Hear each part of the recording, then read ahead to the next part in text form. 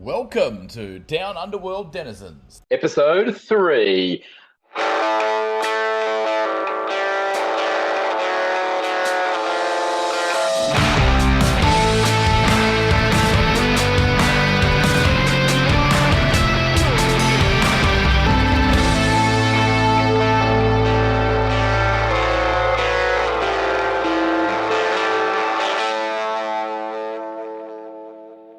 I'd really like to say thank you so much for joining us on this podcast journey. Episode 3 is our second episode where we have not only our guest commentator, but actually crossed to a tournament. So we are going to need to cram some things into this episode. We may run a little over time as a result of that. I apologise about that. We do want to make sure episodes are around an hour and a half on average. But this one is a jam-packed episode thanks to the amazing guest commentator we have later in the show. Gave us lots of fantastic content. We've recorded that segment earlier.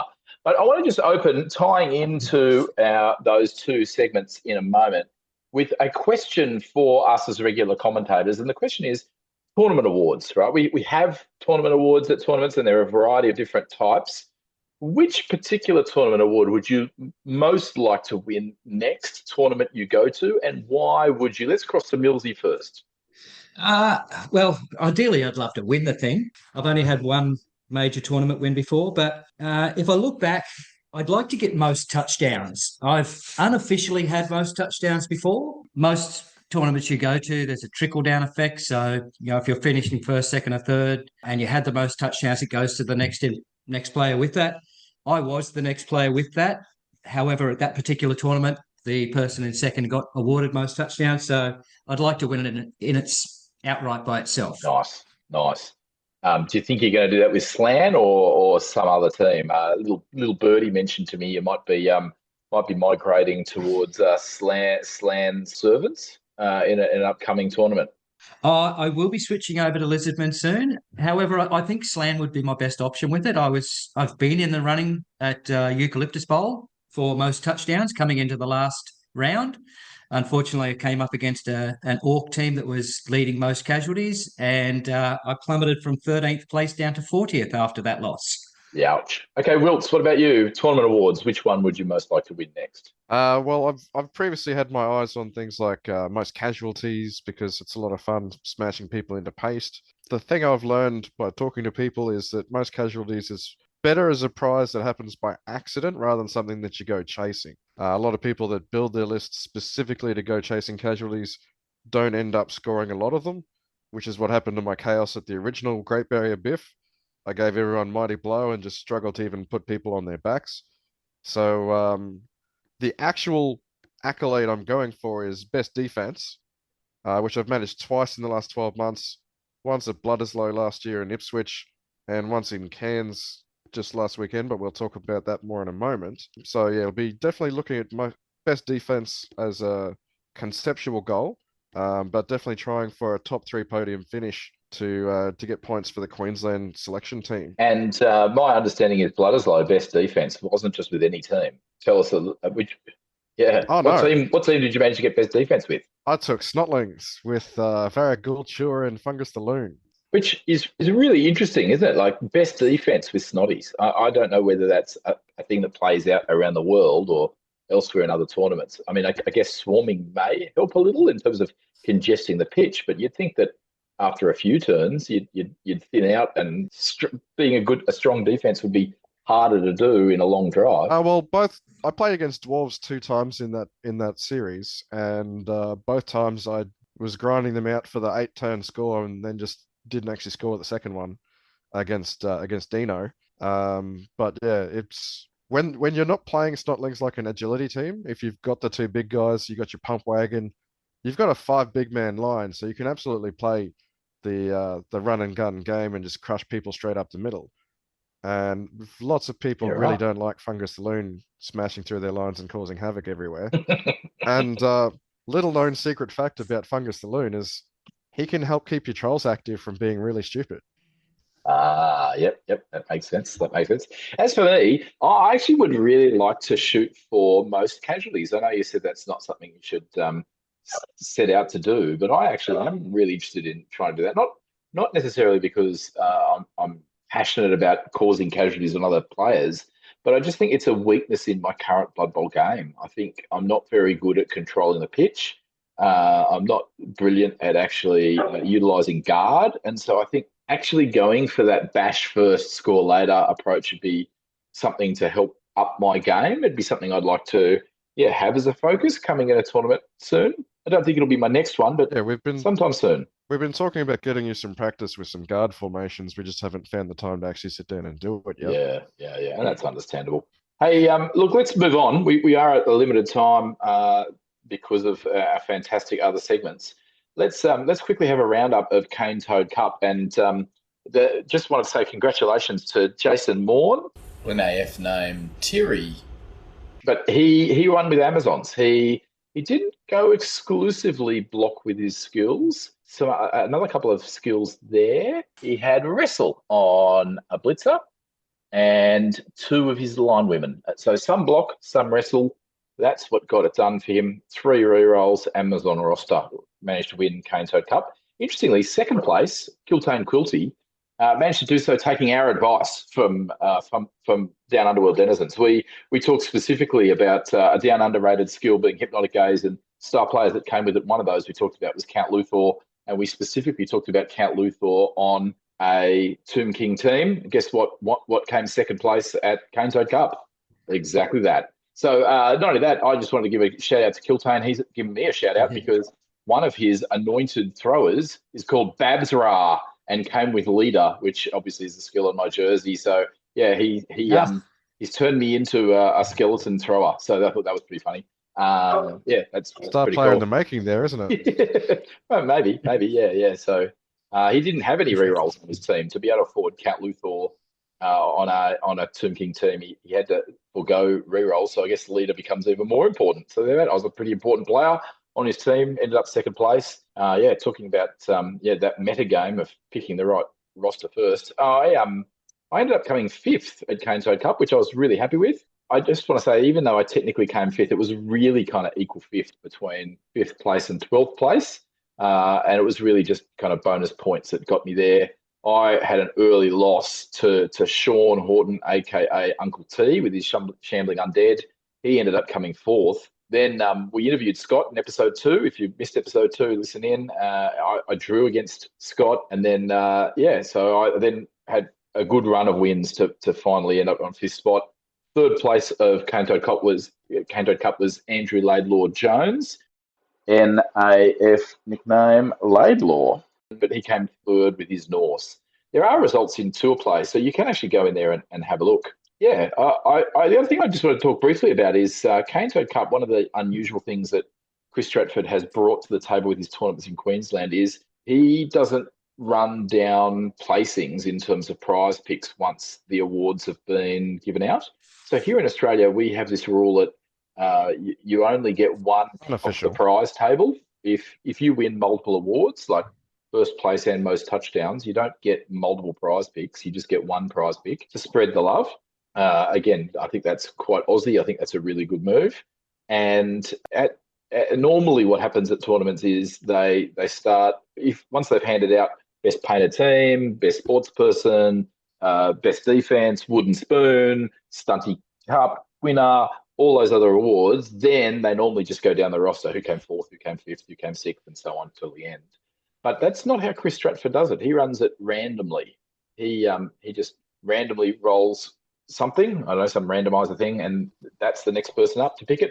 What are your thoughts, Millsy? What do you think? Well, I'm certainly not going to be upset about it because I was the first person called out randomly off the table, and I got to grab a copy of Dungeon Bowl off the table and run home with that. And I certainly wasn't against having a couple of fresh sets of dice because we won't get into it too deeply. But in the last round of the tournament, I was not very happy with my rolling. May potentially have changed which team I took up to Cairns for the event, and very well may have changed the outcome of that tournament as well. Yeah. What about you, Millsy? What do you think? Yeah, I like the idea. I'm going to be using that for my Beach Party Rumble tournament that I've got coming up on the 23rd of August. It is only a smaller tournament, smaller entry fee and so on. So I've gone with trophies for the place getters.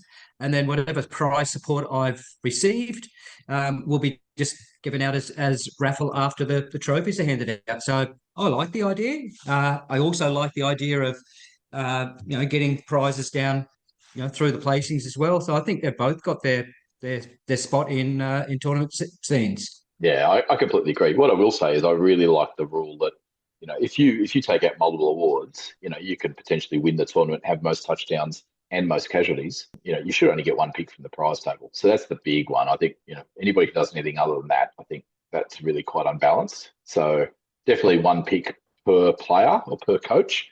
That I really like. Whether you do, once you've gone through all the award winners and you do those first, whether you go down the table and honour those people who just missed out because they came fourth or fifth or whatever, or whether you go randomly, I'm not phased either way, really, to be honest. Most of our tournaments, we're very blessed that there's a fair number of prizes on the prize table that can be spread around either way.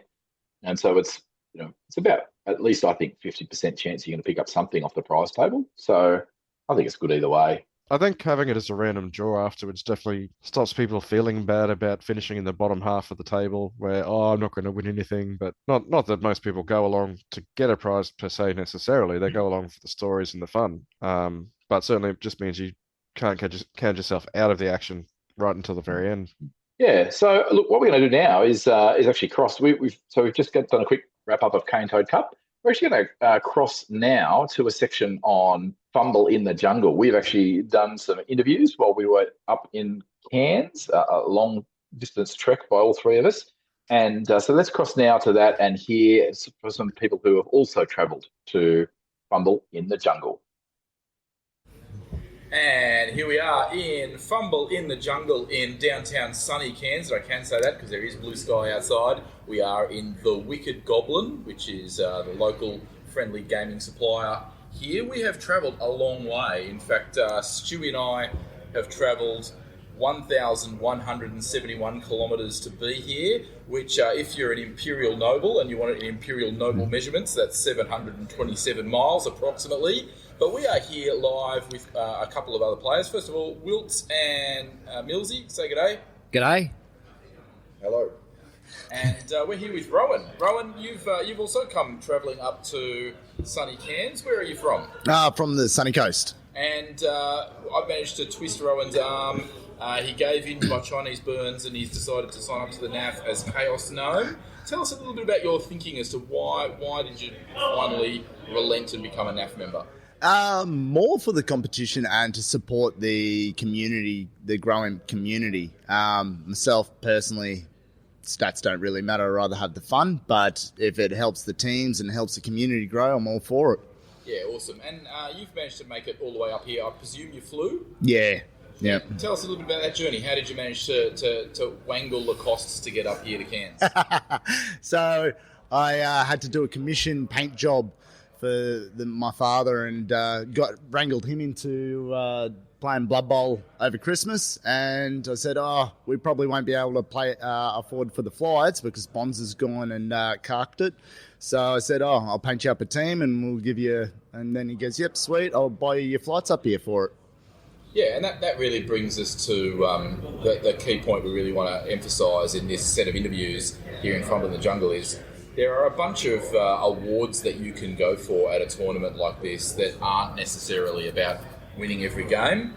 It helps me a little bit when I'm crying into my breakfast cereal after losing to Stewie in round 2 yesterday. What prize were you shooting for? What award were you shooting for by coming up here? Playing stunties, definitely most injured is going to be right up there. But best painted, I've noticed in the sunny coast, once people start painting up their teams to higher and higher levels, it brings another level of competition. And so the board and the bar constantly gets raised. So everyone just goes, all right, I'm going to bring the best painted. And with all the new models like through Punga and everything like that, the sculpts are getting better. So everyone has to raise the bar in their painting. Yeah, and I've had a good look at your Chaos Gnome team, and obviously, down Underworld Denizens, we love not just using the bold standard models produced by the company that makes the game. We like bringing other models to the table. Tell us a little bit about your Chaos Gnomes. I wanted I definitely wanted something a little bit more chaotic and not run-of-the-mill. So as soon as Gnomes got released, I found someone that was actually 3D printing gnomes in hazmat suits.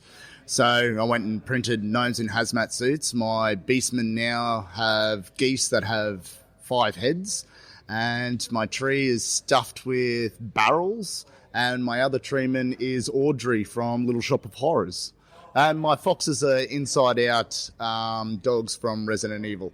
That's fantastic. I love it. And you've got to see this. We'll probably put some photos up on the...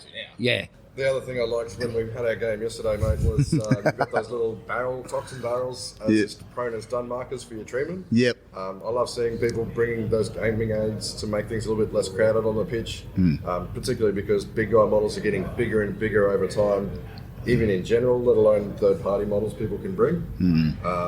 So it's great to see the theme stay on point there the whole time. Yeah. And when you've got big models like that, the tiny little gnomes gets lost in the translation of the board, so you don't constantly see because they don't take up the full space of the square, so they get lost behind the big fellas, and it just really takes away from the gameplay. Yeah, I've tried that with my Snotlings to try and point out to people, hey, there's a snotty hiding behind that child, don't forget about him. Yeah.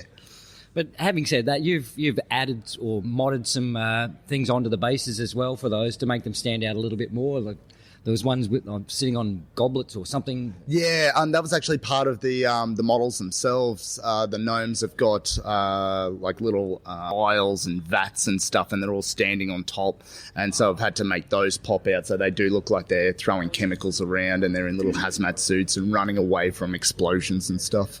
All right, well, thank you for your interview. Good luck in day 2, and we hope those gnomes are truly toxic to your opponents. Let's hope. Thank you, boys. And welcome back. We have here Chris Tattersall from Tats Tabletop. You've heard him mentioned in a couple of our podcasts so far. Not going to start off with talking about his Tats Tabletop, his 3D printing service. We're going to start talking about his experience here at the tournament. And what have you bought this weekend? Yeah, thanks, Millsy. Great to be here. And this is my second tournament now in Australia, and the first one in Cairns, as you all know. I've chosen a stunty team this weekend, being a sponsor for the tournament. And obviously I was likely to have interactions with many people around the tournament, so I didn't want to take the tournament itself too seriously. So I've come with a sort of mantra and a motto that I was going to play the whole tournament really stupid. So I wanted to take a stunty team just to sort of make that happen, and it has so far after the 3 games yesterday. Well, for someone who's not taking themselves seriously, you did deny me the win yesterday. So, no, that was a top game playing against the Ogres, and that second half where it was, you failed and I got the advantage and took it forward, and then I failed and then you got it back. It was just this back and forth, just a lot of fun. Yeah, I think all 3 of my games yesterday were really fun, and I had the intention that I wanted that from the tournament. I didn't want to play seriously. I wanted it to be fun. I wanted to go stunty.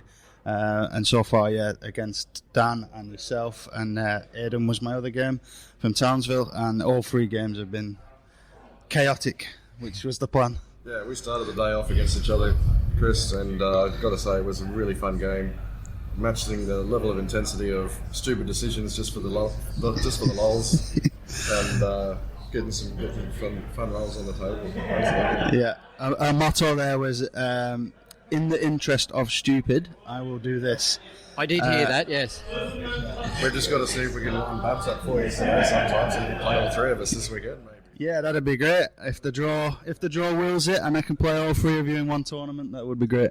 Yeah, now, you're in charge of Tats Tabletop. You're an emerging brand in 3D printing, and I love the way that you've been playing nice with other 3D printers in Australia, and you've had chats with Jester Prints and things like that. Just want to say that's fantastic. That's exactly what we want to support down Underworld denizens. We love the fact that you can bring whatever models you like to whatever game you like, and we say that across all the games that we support at down Underworld denizens, and obviously, if you want to bring third-party miniatures to something like Blood Bowl, we love it. And we want to just say thank you so much for going through what I understand was a reasonably involved process of becoming the exclusive 3D printer in Australia for Punga miniatures. We just want to say thank you for that. Am I correct there?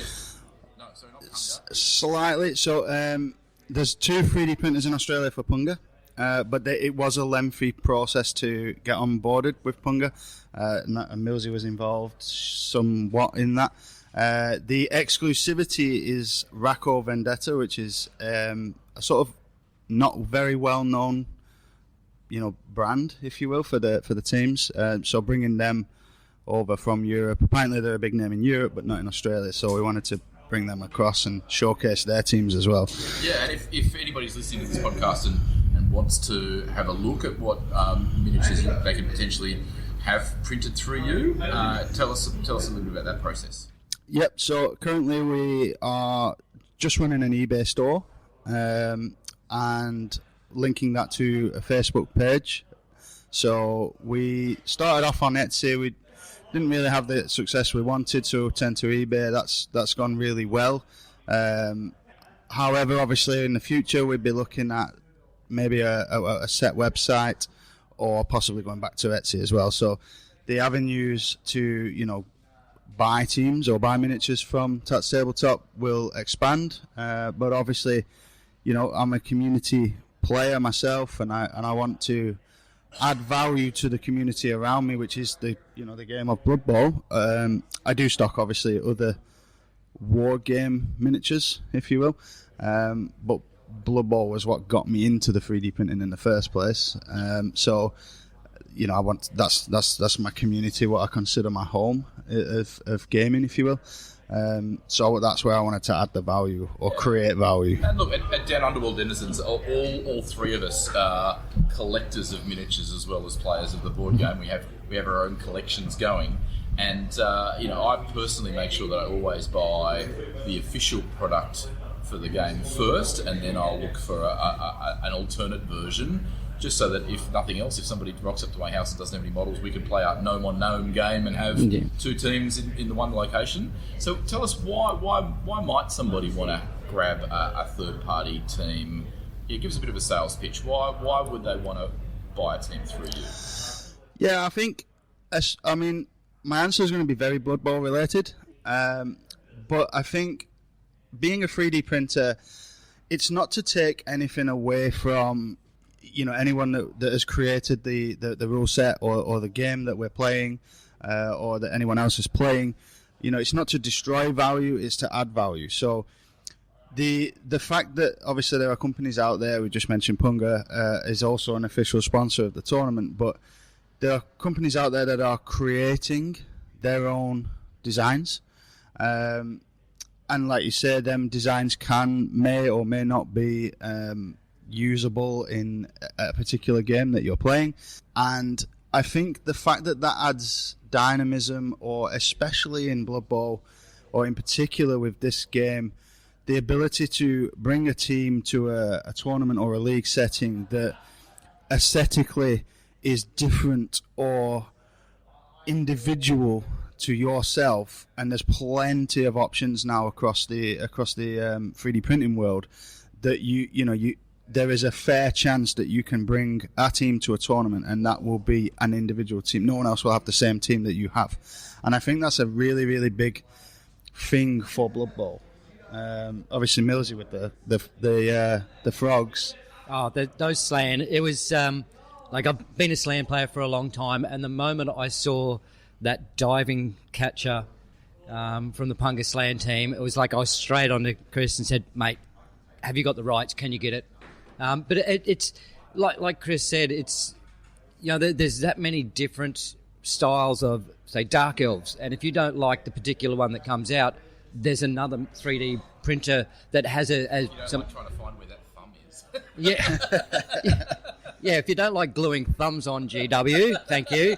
But there's like Night Elves, there's wicked ones, there's this, there's that. So you can literally choose one that suits your aesthetic of what you want to present on the pitch. And it's not new, right?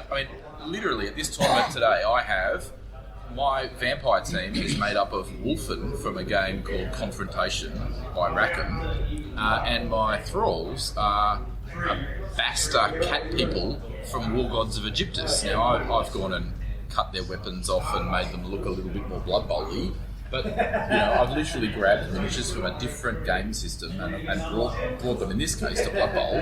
And 3D printing just makes that process a little bit smoother. Yeah, I think obviously converting models and creating your own, or stamping your own version of a team into the game, like you said, is not new. It's not new. That's been around a long time. I've seen some great converted teams. Not everyone's got the skill to do that. And then, so here you've got these, content creators that are using their imaginations now to make wildly different teams to what you would conventionally see. And they're basically saying, this is my idea, this is my dream, and this is my theme that I've created. Would you like to play it? And some people, they don't have the modeling tools and skills, but they do want to be individual. And this, 3D printing has bridged that gap. And I mean, you can mix and match too. Like, some of the miniatures look quite similar. I've seen, orc miniatures or related that would be suitable for a fantasy tabletop miniature game that would fit perfectly with GW's 2016 orc team. So, if you want to supplement what comes in the box with some other models that aren't Games Workshop, unless you're playing in an official Games Workshop tournament in Blood Bowl, that's fair game. And Blood Bowl's very inclusive. We talked about inclusivity back in episode 1. We don't have any problem with anybody bringing models from other game systems or from 3D printers. So if you're a bit reluctant perhaps to look at 3D printing options, we just want to, I guess, alleviate those concerns and say, in the Blood Bowl world, the only tournaments that we're aware of where you can only bring the official GW models are those run by Games Workshop themselves, which is Full Beard Cup, which they've just released the rules pack for in 27th, 28th, 29th of October this year in Nottingham, and the Games Workshop US series. And in breaking news, we're actually going to get James Luff, the organiser of those US tournament series, on the podcast in a future episode. So, so you don't need to necessarily have the official GW. That's been a concern. I want to buy the official GW miniatures just in case I'm going to be denied entry to a tournament. That's not a concern at all. As Babs mentioned before as well, I do like to buy some of the Games Workshop teams to help support the creators of the game and help keep them involved. But certainly it's not the only teams that I purchase and keep in my collection as well. Yeah. One of the other things I have is like I'll buy the GW team or whatever, but a lot of the star players, especially the Forge World ones, are very prohibitive cost-wise, and then here in Australia, postage-wise as well. So, if you've already got your GW team, hit up Tats Tabletop and have a look at the star players you can get. These are just phenomenal miniatures, and they add value to your team. Thanks, Mills. It's talking about adding value. What I tend to find, when you're buying official products, is there are added on star players or positionals that have come out post release, and usually what you find from the 3D printing market is a full value proposition. So usually the team has your entire roster. You're getting everything in one purchase. And Blood Bowl is, I'd say Blood Bowl is relatively known to be a low cost entry game compared to some other games. But some people still, that cost is a heavy cost to them. And the fact that you can get your entire roster team in one purchase in one place, to some people that really appeals to them. Yeah, but likewise, I mean, I really appreciate that I can go to someone like Sean at Jesse Prince or Chris at Tats Tabletop and say, hey, look, I just want one of this and one of that. Games Workshop don't offer that because it's produced in plastic. They have to produce the whole sprue. Buying individual singles is either something you've got to hunt down on eBay, or you can talk to someone like yourself and just say, look, I just want Art Patrol. I just want whatever. Yeah. I just want this particular model, and you can do that. You can do a print run with just a very bespoke set of figures, and because you're here in Australia, cost is not prohibitive in terms of postage. Yep. Yeah. Correct. Yeah. Bringing international products or thoughts and ideas to a local community is pretty much a big part of why we're doing this. I'd just like to say thanks very much, Chris, for coming on the show, and thanks for being a sponsor and supporter of the Blood Bowl community in Cairns and in Australia. And we look forward to seeing you at the next event and into the future. Yep, thank you. And we are here live at Fumble in the Jungle with Chris McDonald, aka Lil Mac, is his NAF name as of this morning. Yes. Welcome. You've come from Townsville. It's great to see a thriving Blood Bowl community in North Queensland. And there has been a little bit of a rivalry between Cairns and Townsville in a very friendly kind of way. Tell us what brought you up to Cairns to play in Fumble in the Jungle? Well, this is my first... I've been playing Blood Bowl for a while, either computer game or tabletop since 2016. And so this is the first organised event that I've done for Blood Bowl beyond leagues, whether that's like in our local Games Workshop store or locally, which my wife and I probably 6 months ago realised that there was actually a fairly big Blood Bowl presence in Townsville that we didn't realise was there, and had just been playing with a couple mates. So that was really good, and we were like, for a long weekend, we'll come up and have a look and see Cairns a bit. And yeah, fantastic. And I've heard really good things about you being involved in the Townsville League. But obviously, being your first tournament, did you come with a bit of fear and trepidation to play, step up to the plate of being in a tournament? I've been playing Age of Sigma and 40k tournaments for probably the last 15 years, so the tournament vibe isn't as stressful, but I think it definitely depends on the team you take. I think if I'd brought Wood Elves or Skaven, there's enough bashy teams here that I think I would have been a lot more anxious, but I think with Halflings you can't take it too seriously. Yeah, and that's one of the reasons we really wanted you on, is talk a little bit about, why did you take Halflings, and what prize are you shooting for here? Fair. At this point, probably most injured players. I've definitely got some competition against the gnomes as well. Well, you've got a bit of a lead on the gnomes at the moment, mate. Oh, do I? Keep it going. The necromantic wolves were they had a bit of a halfling feast in game 2, but I play Skaven and orcs a lot. Standard orc team with like 4 biggins and 4 blitzers and like a goblin and a troll to chuck it if you need, or some dodges. Pretty straightforward, and it's pretty easy to still get touchdowns even if you get your little rat butt wiped across the floor if you play Skaven, because gutter runners and Skaven blitzers are just phenomenal players once you start getting some star player points on them. And so I think it was a bit of a challenge. It was sort of between this and some Wood Elves, or if I was going to go with Stunty and not Halfling, I potentially would have brought some Goblins just for a bit of fun to just throw small living beings across the field. How much success have you been having so far with the throw teammate option? Honestly, fairly good. The trees and the catches have been doing really well. A fair amount of take rooting, but I found with 2 trees sitting in the middle of the field, as long as you can get a halfling there to chuck them, you don't need to move them too much. But I've blitzed a couple times with the trees, which has been interesting, and going for it for that third space of movement, which is always a bit stressful. You don't want a tree to trip over.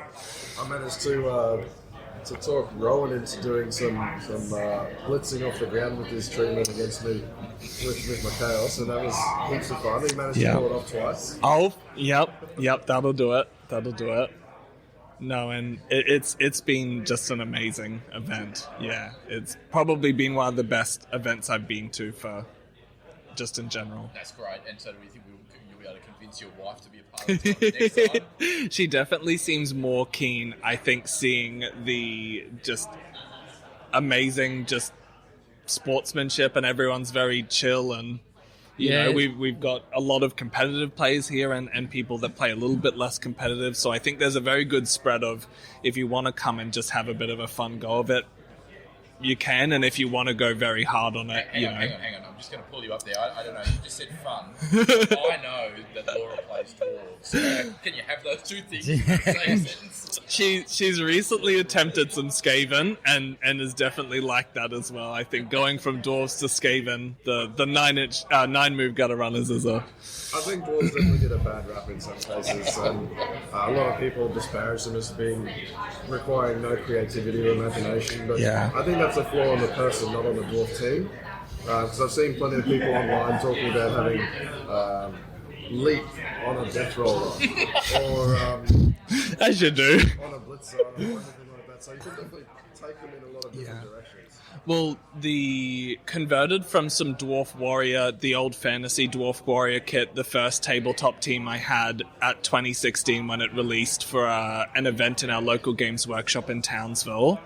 I ran like a bit of a Parsi dwarf team, and I love runners for it. I think the runners and blitzers on a dwarf team, you've got to pass it, otherwise you cage. But if you go up against orcs or chaos warriors, you just get stuck, right? You know? Yeah, those runners on the dwarf team, I think they're underrated. They have a similar movement to a lot of other...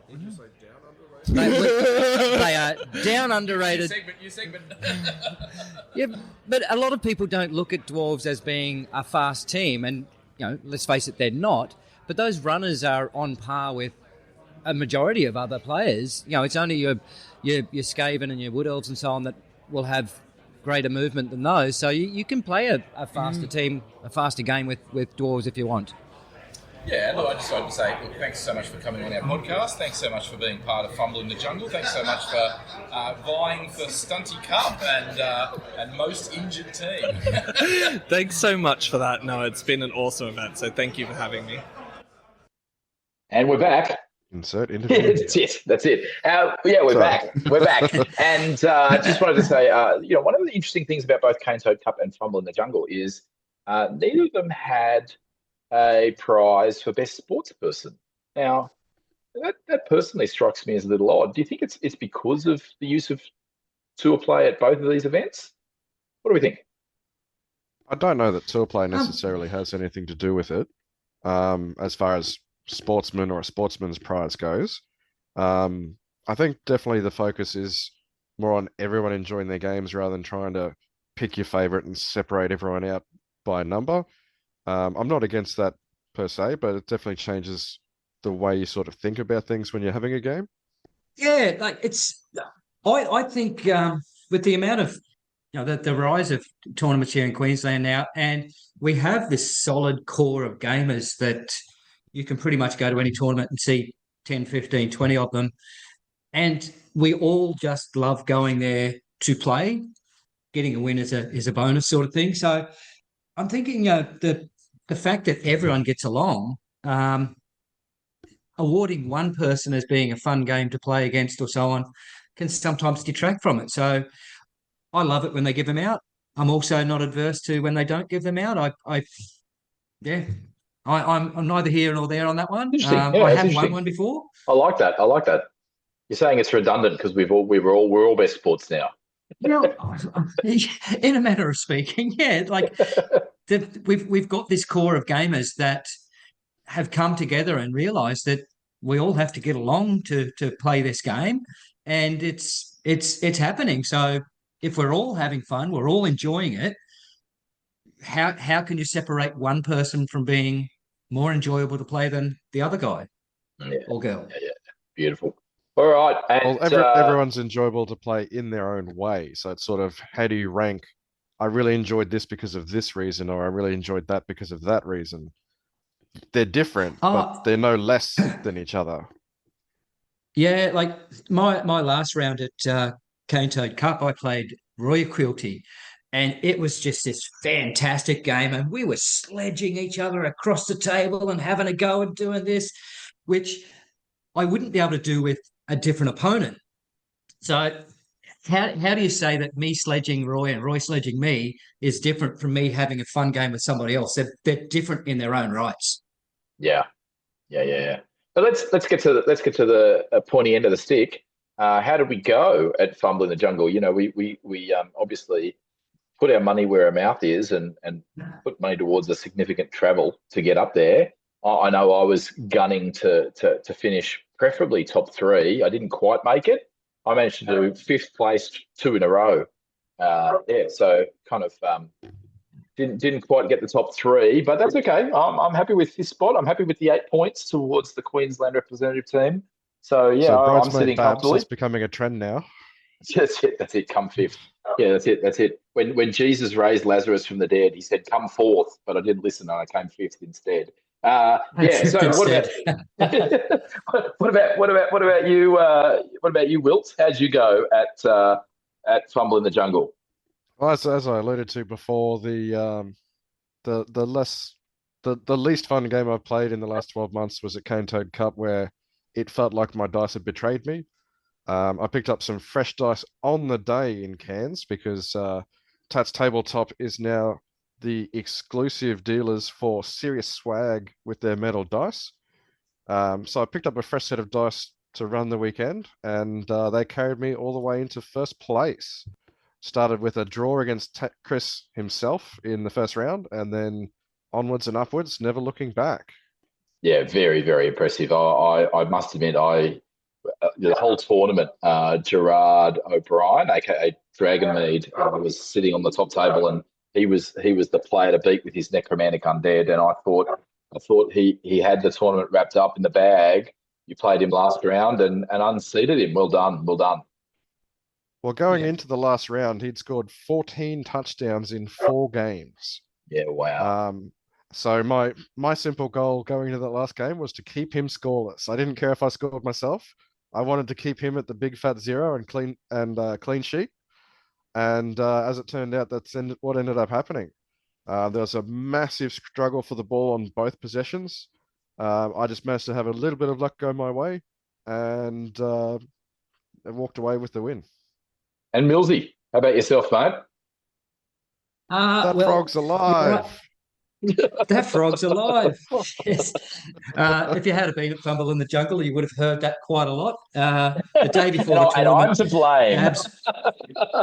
Babs bought me a bag of little confectionery lolly red frogs, and they're called Frogs Alive. So Babs gave them to me and said, every time you get a casualty against you, before they roll, you got to take one of these out, yell out that frog's alive, and eat it. So it got yelled out so many times over the weekend. So you might remember my sign-off from episode 2 when I said win or the casualty bin. My tournament was a bit of both. Day 1 was casualty bin. I started with a 1-1 draw against Kelly G, suffered 5 casualties and I don't know how many knockouts. Game 2, I came up against this guy who had these brand new set of dice that did not roll anything under a 10. He went on to actually win. Yeah. So that was Wilkes. That was my only loss of the tournament. Game 3, I come up against Chris Tattersall with a re-roll in hand, needed a 2+, and could have won the game, but did a 1 re-roll 1. So ended the day on day 1 with 11 casualties against me and only 2 touchdowns. Day 2 came back, my first game 5-0, my second game 3-0. So wow. I did both. I had the wins and I had the casualty bin, but ended up overall with 2 wins, 2 draws and a loss. Yeah. As I heard you saying to Tats, if we'd gone to 7 or 8 rounds, maybe you would have caught up to the winning team by then. Maybe. I certainly felt like I was... say, we've given enough rounds in the tournament, I could have caught up. Yeah, I felt like I was kind of getting my game on, definitely day 2. I took Oldwood Alliance with Carla Von Kill and a Strength 4 Blitzer to Cane Toad Cup.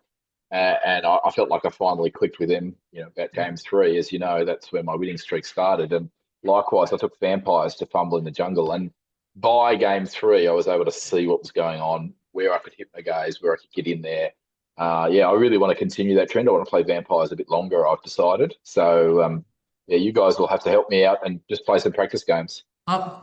Babs, just got a quick question for you there, Babs, with Vampires. Do they come with regen? Yes, the Vampires do. Whether you remember to use it or not, like my game 2 against Stewie. I also don't recommend setting up 13 players for your first drive. Really not a good idea. And then calling yourself on it and having two of your players sent off. Oh, dear, brain moment. Anyway, just one of those things when you've travelled over 1,100 kilometres to be there. Yeah, look, I think what we're going to do now is actually cross live to somebody who, in some senses, needs a little intro, and there is a pretty extensive intro in the commentator section. So why don't we do that now? Let's cross now to James Russell Wills. And we are now up to our guest interview section of Down Underworld Denizens. Episode 3 is backing up episode 2. We had Mr. Nate Beam, a.k.a. Geixo, on Down Underworld Denizens episode 2. We're backing that up with James Russell Wills, who has much more to do with the Australian Blood Bowl scene. James, say good day. Good day. And James is on our show because he is the Ausbowl State Championships designer, coordinator, manager. I'm sure there's other words we could use there, but he's also the tournament organiser of one of the largest Blood Bowl tournaments in Australia. It's been running, I'm going to say, continuously. It is the longest running Blood Bowl tournament. Southern Shrike Bowl probably has been running slightly longer in total, but in New South Wales, I think it holds the title as longest running tournament because Moab stopped running in 2017 by my recollection. I mentioned him a lot. I've mentioned him on episode 27 of Aotearoa. I also seem to mention him a lot on here, so much so that I think some people might think that I have a bit of a man crush on the guy, but I do really appreciate what he does for Blood Bowl, and here's a quick rundown. He has been on the NAF. His NAF nickname is Rabid, or we call him that. Technically, it's Rabid _ Bog Scum, just Rabid. These days, he burst onto the scene in 2005. He showed up around the time Eucalyptus Bowl started running. Ian Double Skulls Williams from the UK started that with perhaps a little crew. James, you might want to share that a little later on the show. But by a few short years, he was actually assisting organising Eucalyptus Bowl with Richard Andrew, aka Viral, before he took the helm fully in 2012. He's been running it consistently ever since. James has not only been the brains behind Ausbowl State Championships and the Ausbowl Team Championships, but he's personally been at the helm of the New South Wales team, which is known as the Blue Bloods, since it started. James put his hand up to be on the NAF Executive Committee, and I believe he's been the only Australian serving on the NAF Executive Committee. He served as NAF Vice President for 4 years. He's only recently stepped down from that role at a similar time to Nate Beam stepping down. He has also taken on the role currently as Regional Tournament Coordinator, or the RTC for short, through the NAF. James, what an intro. Welcome. I'm exhausted just listening to it all, mate. And that's not even getting into the nitty-gritty. Millsy, why don't you kick us off with our standard questions we ask our guest interviewees or commentators? No worries. Okay, James, how and when did you get into Blood Bowl? Oh, yeah, it was interesting when I heard Nate's. I would typically say I got into Blood Bowl around 3rd edition, but I remember with it was back in the day when Games Workshop was just starting to set up shops in Australia, and a few friends and I bought some epic armies, but that was around the time that 3rd edition and Death Zone and everything came. We all ran out and bought our teams and played a little home league, and yeah, it all kicked off from there. Yeah, fantastic. And what's your favourite team to play?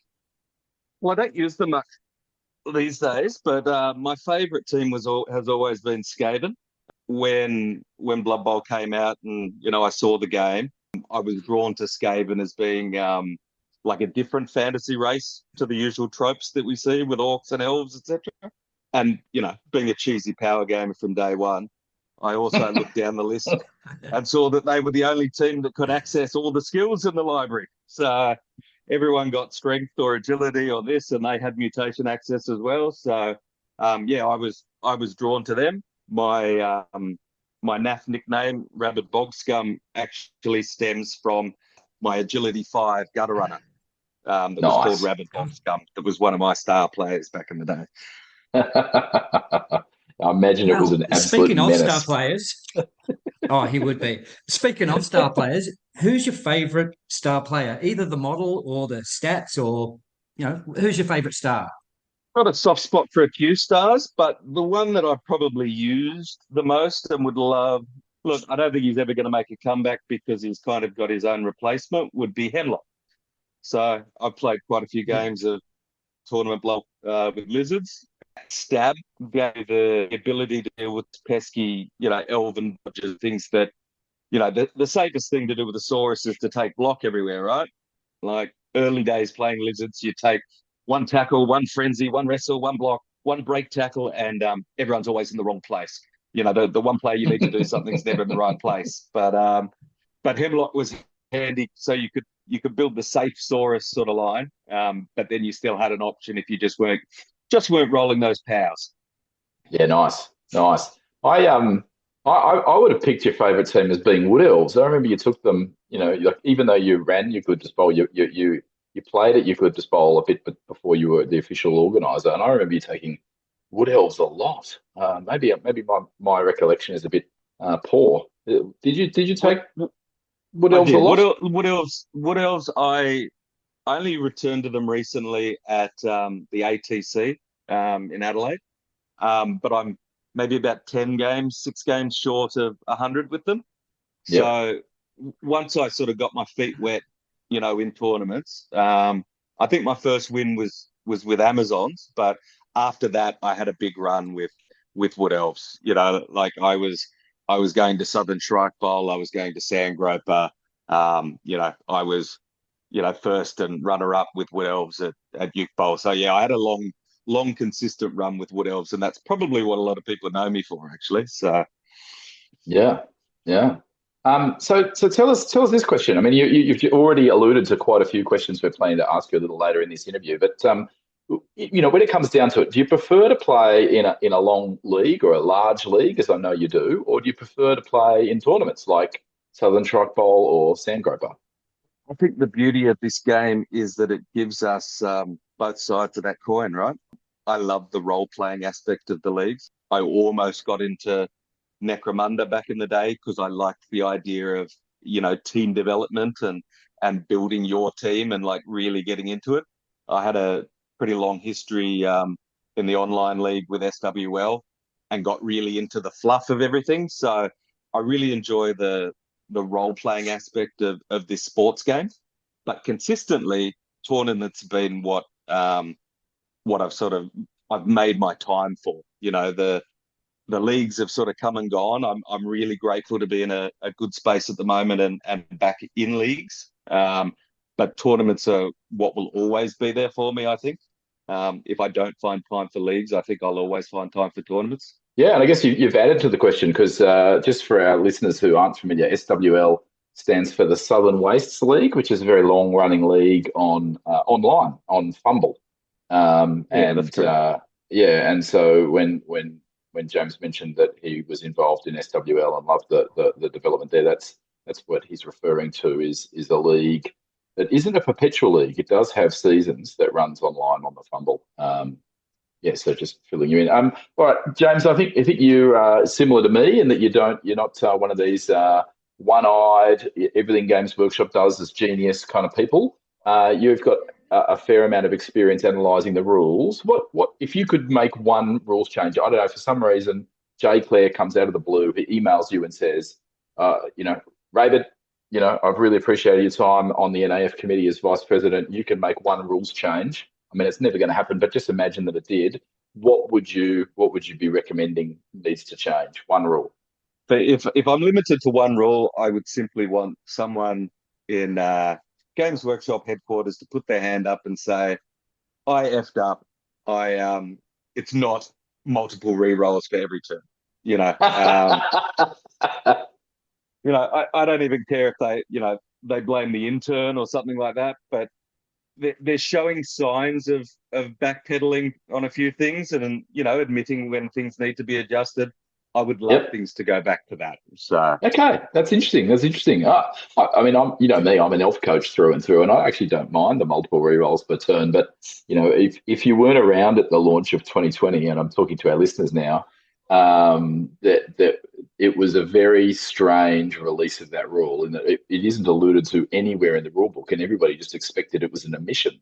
And so when Rabid's here saying he wants somebody just to fess up and say they made a mistake, everybody just assumed it was a mistake at first and thought this is clearly just something they've failed to mention.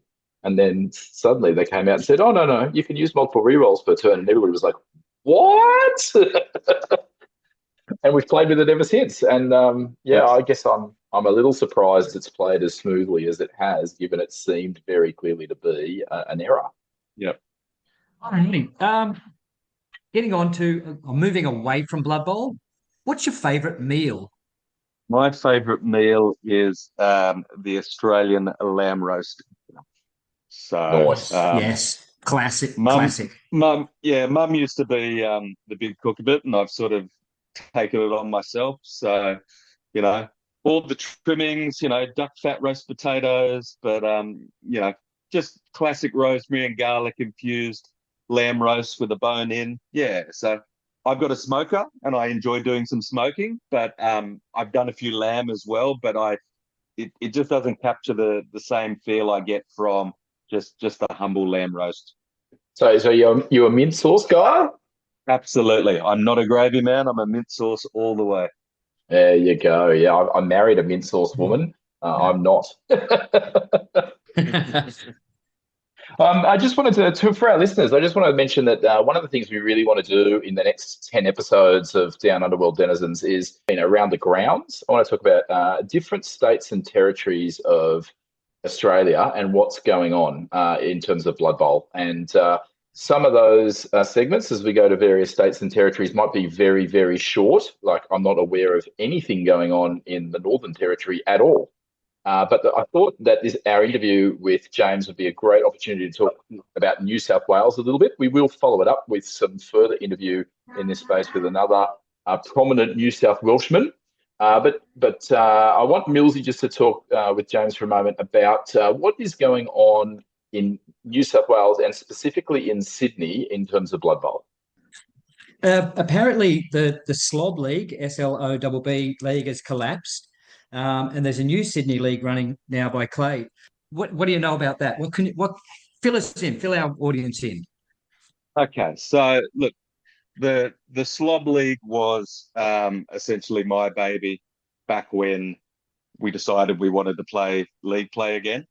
It was, I think, so the guy that originally hosted Oswald, Carnivian, he basically said he had a league called Slob, and we were welcome to use that moniker, and we always loved it. But we use NAF software that you use for leagues. But we basically ran that for many years. If you look at the history of Australian sort of tournament Blood Bowl, like New South Wales, like Slob was the league of all leagues. Like we had the best players in the league, and we went around and we basically won all the tournaments that were going on. So it was a bit bittersweet when it collapsed. The reasons for that were essentially the new rule set. So when 2016 came out, we embraced the new rule set, and we ran one season of that. And it essentially boiled down to laziness, a bit of tech not know-how, and basically no one could be bothered to basically roll over the teams. There needed to be too much manual work for people to adjust their teams for the next season, and it fell in a heap and never got going again. So yeah, when Clay, having come back from his sojourn overseas in Dubai, and re-establishing himself back in the Australian Blood Bowl scene, he set up a league and has been running it on tour play. I think this is the third or fourth season. I joined it last season, but yeah, it's been going great. So yeah, that's sort of a brief history and where we're at the moment. Yeah, fantastic. So I think we'd like to move on now to Eucalyptus Bowl and ask you what's distinctive about Eucalyptus Bowl. I remember going there my first time, and one of the things I loved about it was the rule set was 1.25 million. You can buy at that time primary skills. It was just perfect. There was one set of one rule set for every team, not like we have now, all of these different tiers and so on. So is that a thing that's you think or you'd like to keep with Uke Bowl? It's a constantly evolving thing, isn't it? In a perfect world, you have a stable rule set that people can set their watch to. if someone's gone for a couple of years, they can come back and they can latch straight into it and they know what they need to do. Unfortunately, the game being the game that it is, there are some balancing issues. So, when there were changes to the rule set and we had the option of how we did skills, it was always a decision back in the day for us to be one of those really flexible tournaments. We always wanted people to choose between having more players, more skills, and basically have the flexibility to create the teams that they wanted to create. And then look, over the years, it's simply evolved. We've had changes to the TV because we thought games were running over time and too many players had guard. We had years where, Pete Aronson Tribal broke the game by, giving every damn player mighty blow. So we brought in some caps initially on the skills, but then we had, a few people pipe up and say, well, my chaos team isn't playable if it can't take 2 blocks, like if it can't put block across the board. So you adjust it again and you go, well, generals are exempt. And then, I deliberately left the tiers off when 2016 and 2020 sort of came about. I just wanted the tournament to bed itself down because there's little intricacies there. Like Necro, who aren't, the strongest tournament team going around, have like oodles of success at Eucalyptus Bowl. It takes a bit of time for you to sort of work out how you want to do the tiers. If you're new to the game, you're just going to copy and paste Games Workshop's one, and then you'll be running Orcs at tier 2 and they'll be dominating everything. So it takes a bit of experience to play with things. I would love the rule set to be 100% stable and not adjusting all the time. But I'm working towards that with what the rule designers are giving me. And you're right. You've got to constantly adjust because, I mean, literally the FAQ was just dropped in May, and now Underworld denizens don't have swarming, and I think we're yet to see what that means. I mean, Gnomes is a brand new team dropped in March. What tier does that come in? There's always going to be tweaks, and I like the way you've kind of got 3 base camps with your tiers in your current rule set, but within that, you've made some minor adjustments. There's a couple of teams within each tier. You've gone, plus or minus 2 or 20 TV. You've done a little bit of fine tuning there.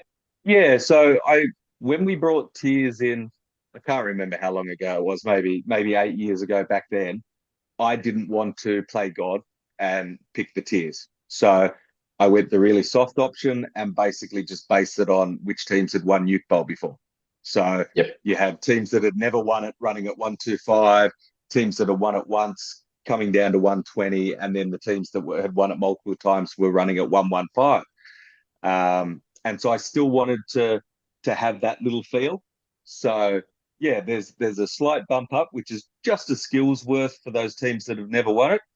And then just because, as a lot of tournaments I want to do, occasionally you can just get a run of dominance by certain races. So I wanted there to be a slight little punishment for the team that won the year before, both the stunty and the main. And again, it's just 2 points, so it's the equivalent of the skill again.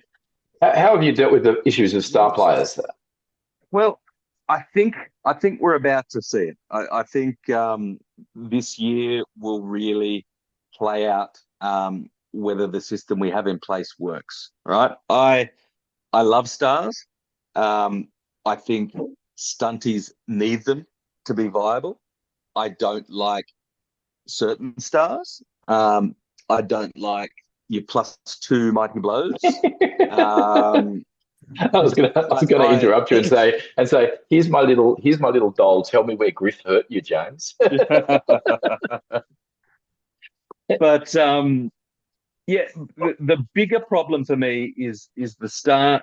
The way that Games Workshop now has, got those keywords and haven't quite married things properly. So you've got gutter runners running around for chaos teams and chaos dwarf teams, that's not what I want to see happen. But I really don't want to have to fine tune everything. Like I don't want to be adjusting what people's expectations are if they if they have the rule book, they should be able to turn up and, have their star player that they've painted and they want to play, right?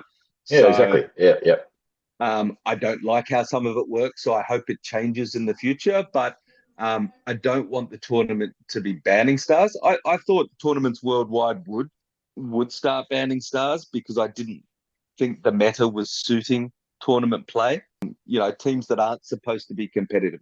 Stunty teams are winning tournaments now on the back of these mega stars. And what's supposed to happen is you've got a tournament of 50 people and the halflings get 1 win, 1 draw, and 4 losses and finish 38th, and they're the stunty champions.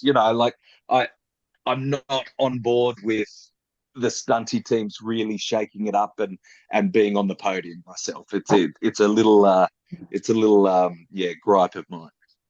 Yeah, yeah. No, I totally understand and I agree. And so did you ban Skitter Stab just because we're waiting to see whether he's going to make that megastar cut? So look, the thing is, I haven't made any adjustments for megastars. No one's banned. There is simply just a 50k star player tax on top of anyone that you grab. And what I noticed is the previous 2 iterations of the tournament, the teams that were winning weren't the teams with stars. So in my head, it wasn't broken. I wasn't worried about it just yet. The stars that were in those strong teams like Underworld and making the stunty teams competitive, it wasn't breaking Uke Bowl yet.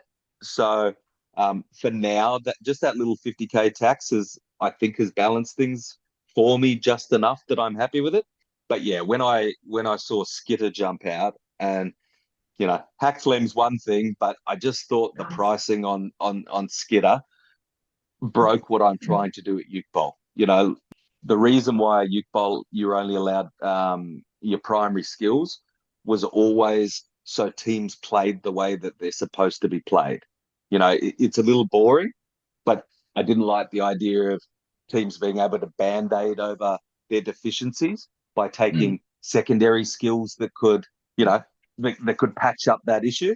And I think if you've got a purpose-built star that provides agility to a team that, wouldn't ever have it, I think that's breaking the game. So that's why I sort of went, well, I'm going to step in. I'm going to ban him for a year just to see if they I love the player.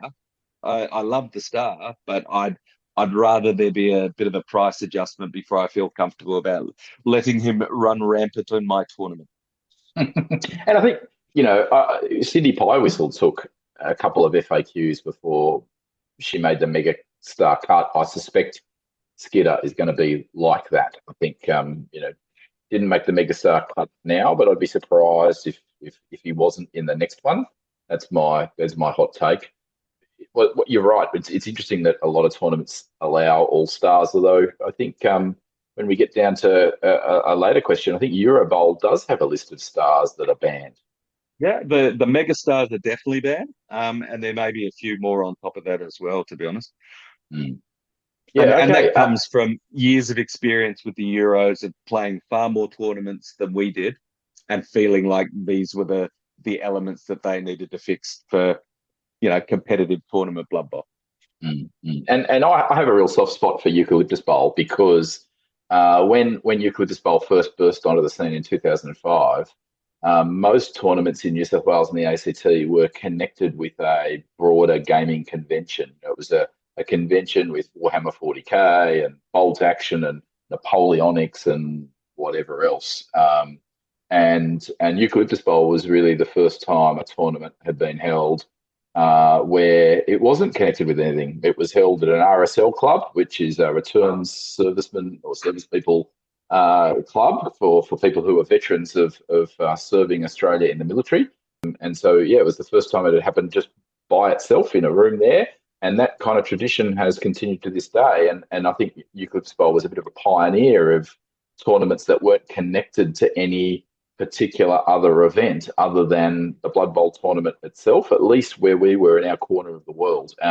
So, other tournaments have dropped by the wayside. I take a moment to hold my hat to, Leviathan, which was a Western Suburbs Gaming Society convention, doesn't run anymore.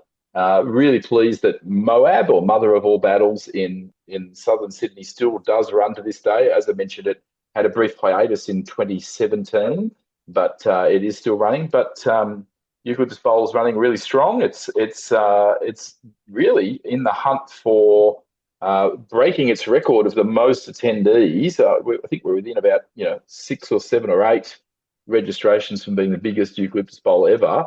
James, give us a bit of a plug. If you're listening to this podcast and it's a few days before Eucalyptus Bowl, is it too late to sign up and come? No, absolutely not. Would love to have you. There'll be a few things you might miss out on. One of the things that I brought in a few years ago was the best in race medals for people to chase. That's been quite popular.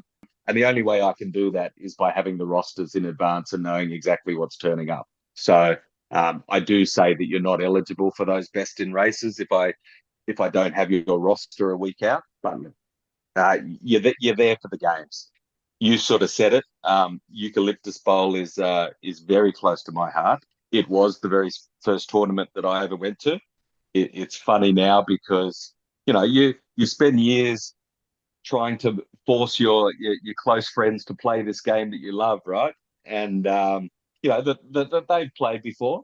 But until you go along to a community and you see these like-minded people and you make fast friends with them all, suddenly you've got people that are they're in the same headspace, and it's just easier to make friends with them.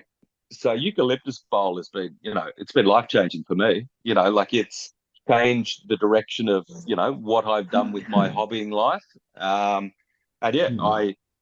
I reluctantly run it. I'm not the greatest TO in the world. I'll never say I will, but I know the role that I play. And Eucalyptus Bowl is never going anywhere. You were right and wrong. Eucalyptus Bowl is the longest running tournament in Australia. So Southern Strike Bowl started after we did. There you go. So it would have only been some of those other ones that like CanCon, etc., that have fallen away that started before Uke Bowl. I think Ian Williams and Ben Hayes did a great thing when they brought Eucalyptus Bowl to everyone. Back in those days, it was an email that we got from the NAF that said, "Hey, we're running this tournament. Do you want to come along to it?" sort of thing. And it was the first resurrection tournament. I think you mentioned this in the last interview that most of the Australian tournaments ran more like leagues. They were progression style tournaments. And Eucalyptus Bowl was the first one to turn up with this crazy resurrection format. And we've seen that that's become, basically how all tournaments have been in Australia ever since. And you touched on it a little bit with Eucalyptus Bowl being separate to a con. I think players, particularly with great TOs like Richard Andrew, like Viral back in the past, you saw just the immensity of the prize tables, the scale we can go to with trophies and everything that you just can't do when you're connected to a con and you're feeding, entry money to them and hoping they give you a couple of trophies at the end of the day. Yeah. I think that's why when new TOs developed and wanted to run tournaments, they saw this as being the benchmark and how they wanted to do things in the future. So, I mean, I still love some of the tournaments that were linked to cons. I've got some many happy memories of the road trips down to CanCon, and Eucalyptus Bowl is my baby. It's funny now that I get to play Blood Bowl with my nearly 20-year-old son as we're about to enter Uke Bowl's 19th year. I missed my very first Father's Day to play the second day of Eucalyptus Bowl because Ian was stupid and put the damn tournament on Father's Day. So these are the little we do things like that. I may have been at Cane Toad Cup rather than at my daughter's 12th birthday. Oh yeah, look, Eucalyptus Bowl would love to have anyone. You do look down the ditch down in Mexico and see what Johnny's doing with the Big V. He's blown it out of the water. And look, I would encourage all attendees to go to Big V as much as I encourage you to come to Eucalyptus Bowl. Go to all your local tournaments, but really eye off traveling to these big ones because It's just a different experience. Eucalyptus Bowl used to be that tournament that if people didn't go to any tournament, they always turned up to Uke Bowl. And I think we're starting to see, well, we're definitely seeing it with Big V as well. You know, like when you see that level of organisation, that's what people latch onto. So you look after that gem in Johnny Wilkinson down there. Don't let him burn out. And if he puts his hand up for help, make sure people step up and help him. Yep. If you're listening and you're in Victoria, you make sure you listen to James. And I completely agree with what James is saying. If you have to get to one Australian Blood Bowl tournament this year, make it the Big V. But if you've got to go to two, make sure it's Eucalyptus Bowl. It is a fantastic tournament. I'm a bit devastated that I can't make it, but I've made a really strong priority of Queensland tournaments in 2024. Millsy, I think you've also been a little bit in mourning about not attending Uke Bowl. I am devastated. I went last year, and that was the first time in 4 or 5 years. It's like, yes, I'm back, Uke Bowl, bring it on. And then this year, with the rise of tournaments here in Queensland, we've just latched onto them. And in the last 3 weeks, I've just attended 2 at opposite ends of our state, and I just couldn't commit to going to Uke Bowl. But 2025, here I come. Will it be our 20th anniversary? Yeah, I want to get there for my 15-year patch. I think I've got 2 more to go before I make it. 15 Uke Bowls. I think that says something. I was looking at the list. I was looking at the list the other day. Yeah, you're not too far off for 15. Yeah. So if you're listening to Down Underworld denizens and you're not doing anything this weekend coming, as it will be by the time this gets published, think very seriously. If you can free up your weekend to get to Eucalyptus Bowl, you won't regret it. It is a fantastic tournament. It is a great bunch of guys. It's been running a long time, a very long time, as James just explained. And we highly, highly, highly commend it. And Stewie, I think, is unfortunately not going to make it, although he was tentatively down to go. So we'll get a big, strong Queensland contingent down sometime soon. Oh, speaking of which, there's a lot of my old Q&K boys have made the trek down this year, or making the trek down this year. So equally bummed that I couldn't meet up with those guys, but hopefully they're going to go again next year, and we'll make another big day of it. Okay, so moving on from Eucalyptus Bowl, James, tell us a little bit more about this Ausbowl State Championships. About 35% of our listeners aren't Australian, and even if they are Australian, they may not have heard about Ausbowl State Champs before.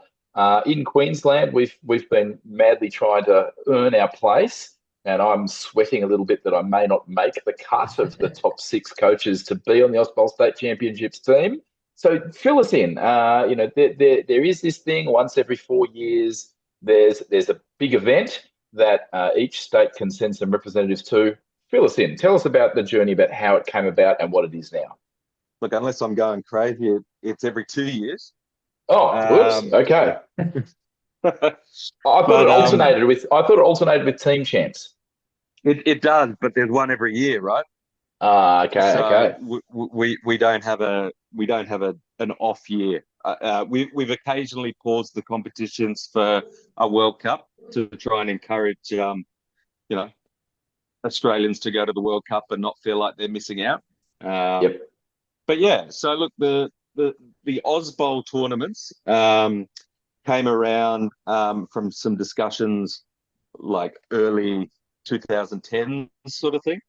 Unless I've got things wrong, I feel like it was the original guy that set up Southern Shrike Bowl, Michael Spearings or Spiros, was one of those guys that was really floating this as an idea. And what I found was it was South Australia and WA. They were some of the prominent coaches in those states were really pushing to test themselves. They really wanted to see how the best of them would go against the best of us in other states. When I heard this chatter, I naturally gravitated towards it. I've always sort of considered myself a bit of a jock nerd, and that Blood Bowl, scratches that itch sufficiently. And so, having been involved in lots of team sports and whatnot, I, really like the idea of the best of the best and challenging each other to see what we could do. But the funny thing was, back in those days, New South Wales was quite divided on the matter. So what you may or may not know is, obviously Australia's got a very proud tradition of always sending teams to the World Cup. And some prominent figures in New South Wales Blood Bowl were members of that famous Carnage Club. So we're talking Bill, we're talking Tomsy, we're talking Gnome, and we're talking Creature. Now, these guys had been going to all these World Cups, and they didn't like the elitist idea of people not being welcome at a tournament. It only being a selection type thing, and only certain people could go to it, because they'd been to these World Cups that they saw as being, really inclusive, and they saw that as being the high point of Blood Bowl. So it took a bit of wrangling, a bit of back and forth. So obviously, early days, there was always the idea of having an open tournament alongside the state tournament, to make sure that everyone could still attend the tournament proper, even if they weren't selected on their state teams. And this has had varying success. We've probably had no more than 20 or so at these side tournaments, sometimes a little less. But the idea was that the overall tournament wasn't invitational in that regard. Like, everyone could still attend and have a go. But we also created the Ausbold Teams Championship to run on alternate years, which was more of the World Cup model, where if you and your mates just wanted to form a team, you could go along and you could attend that. And it's had a few evolutions from a 4-person team now to its existing setup with 3-man teams. And the 5th iteration of that ran really successfully in South Australia. It was this year, wasn't it? It was this year, yeah. This year. Yeah. But yeah, look, it ran really well. They both got their pros and cons, and I think we found the right blend of competitive Blood Bowl in the area to have them both, to have both competitions. So yeah, just drilling into that, James. Tell us a little bit. Like, you've said that there's an Open that runs parallel to Ausbold State Champs, but there's also this Teams Championship. So they're both kind of ways of catering to the Aussie. Everybody's a part of this. We're very anti-elite in Australia, or at least I believe we are. And so we don't like it when people are excluded. I think that there's valid reasons for that. Is it just about being inclusive, or is it something unique? Is there something you're trying to achieve with Ausbold Teams Championship that is different than that? Just everybody can come, form your own team, however you like. That's what the Teams one was. So the Teams one was the compromise one to get the state one across the line, if I'm completely honest. As I said, there was divide in New South Wales Blood Bowl at the time. We were putting our hands up to want to run the state one, and the Teams alternative was what we needed to get it over the line, funnily enough. But I think that in doing so, we've been able to get the best of both worlds. I really want to drill into this a little bit further, because as I said, I actually genuinely believe that the push to make the Queensland representative team has been a significant factor in the growth of the tournament scene in Queensland. So in a funny kind of way, I have you to thank for that, James. So thank you for helping Queensland Blood Bowl scene by having Ausbold State Championships as a thing, but also supporting us at the back end with the NAF gifts. And organising all those things, but tell us a little bit about the Open, because not everybody's going to make the Queensland selection team. As I said, I'm sweating on the fact that I may not make the cut myself. If you're not going to make the cut, what does the Open mean? How do you get involved in that? How do you be part of it? You buy some tickets and you head on over. But essentially, look, what we've done is we've been able to. These teams tournaments attract major points from the NAP as well. They've always done that, and the Open has always done that. So the idea is that you're never missing out, right? You can go along to this state tournament, be involved with all the people, and still get games in and still get really good results from that. yeah, so look, it's always been important to have the Open alongside.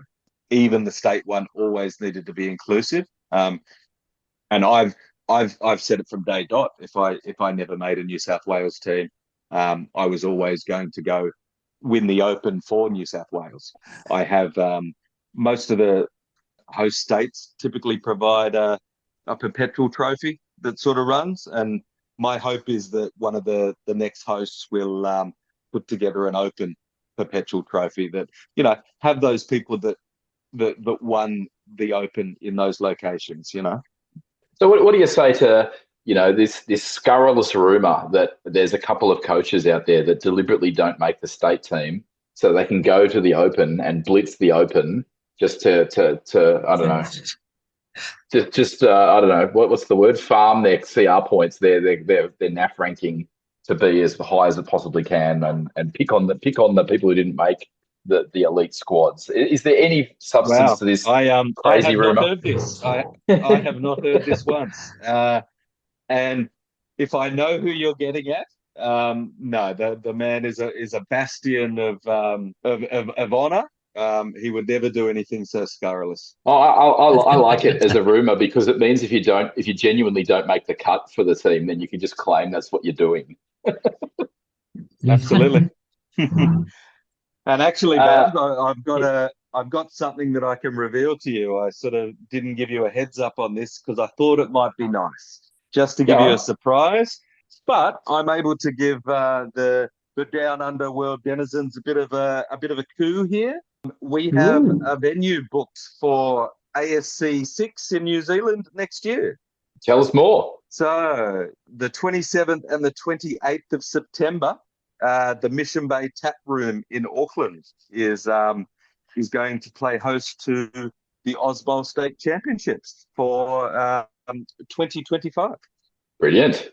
And I can confirm that in an episode coming soon to Down Underworld Denizens, we will have one of the organising committee on Down Underworld Denizens. No, that's awesome. Yeah, so they're probably Gil Johnston. Yeah, they're looking to have commitments from states by the end of this year. Yeah. So yep. I mean, obviously we've got some well-run setups like in Queensland and New South Wales with big, long, lengthy selection processes. But failing that, the other states and territories just need to put their hand up to say that they're committing a team because what I've found is the real strength of the tournament is unfortunately is one aspect where it's not inclusive. It works perfectly at no more than 8 teams. Right? It works perfectly. Like I don't necessarily want to see someone crawl out of the woodwork and say, hey, we're team Tasmania, we're team Northern Territory or anything like that, because at the moment it would break the tournament because we get to play every team once. It's this perfect setup where regardless of even how your results go, you may have a terrible weekend, you know, South Australia, but you've beaten WA. You know, like you get to maintain that at least bilateral, you know. And I've been on the public record saying I had an absolute Barry Crocker of an Ausbowl State Championships when I was team captain of ACT, and I did actually resort to that kind of thinking as like, well, we beat Queensland. That's what you get to do. So yeah, like I'm all for that. And look, the best thing that ever could have happened to this tournament was ACT wiping New South Wales' faces in the mud for the first 2 iterations. Yeah, right. And look, I have a bit of a huge favour from Aotearoa. They help get this podcast up and running. But I do love to have a bit of sledge at them. They like to call Australia the Western Isles, but we've adopted New Zealand as a couple of states, so that's why we're having Ausbowl State Championships over in New Zealand. Tell us about the North and South Island being counted. The thing with the Kiwis is they basically just invited themselves, right? Yep. But that was the strength of these competitions. They started sending teams to the teams championship first. So we ran the first teams championship was in ACT, and I'm sure the Kiwis had some players there. And then they sent a team to South Australia for the second ASC. And yeah, it's just grown from there. Now they've been doing some great things over there. Ever since James Hills has come home, Claymore, they've turned into quite a competitive environment over there. I'm sure they'd love to knock off Big Brother over here, but we'll try not to let them. But they're trying to game the system now. Like they're trying to tell me that there's no such thing as North and South Islands in New Zealand, and that they don't play together. So they're hoping that we can get 7 Australian teams together so they can just bring a single team Kiwi, because they're hoping that the best of them will wipe the floor with us. So, yeah. Yeah, I hope you're not having a bar of that. No. I do worry that ACT may not come to the party and have a team. I did mention that I was ACT team captain, but it was a bit of a stretch to be an ACT team. I really did need to scurry around, and it almost took anybody who could have some tenuous connection to the ACT. I tried to keep it as strong as I could, but we scurried around to get a team in 23, and I'd love to see a much stronger force from the ACT. There are some great blood bowlers in that neck of the woods. I'd love to see them form a team, but I haven't heard much from them.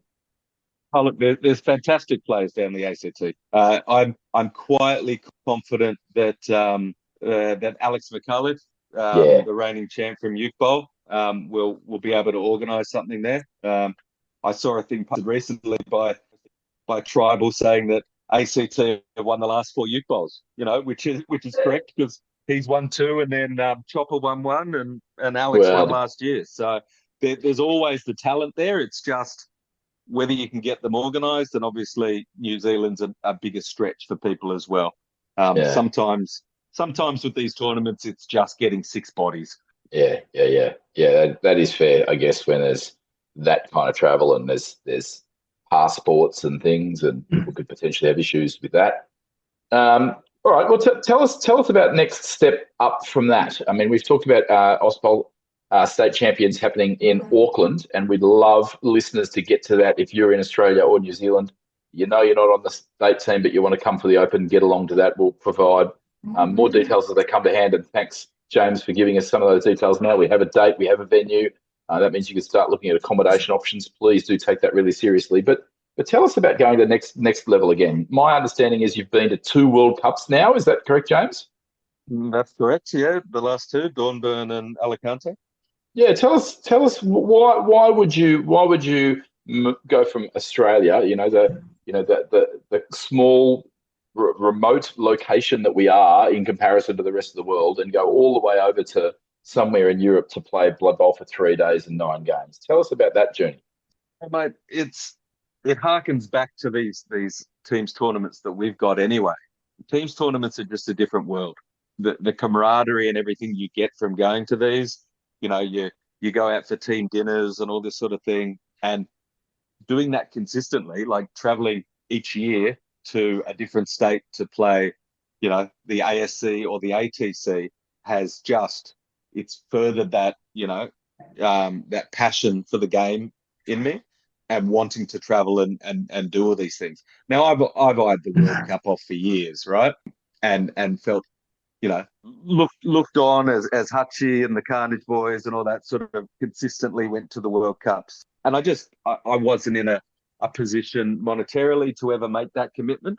The one in Dornbirn was me just saying I was 40 that year, so it was my 40th present to myself to go.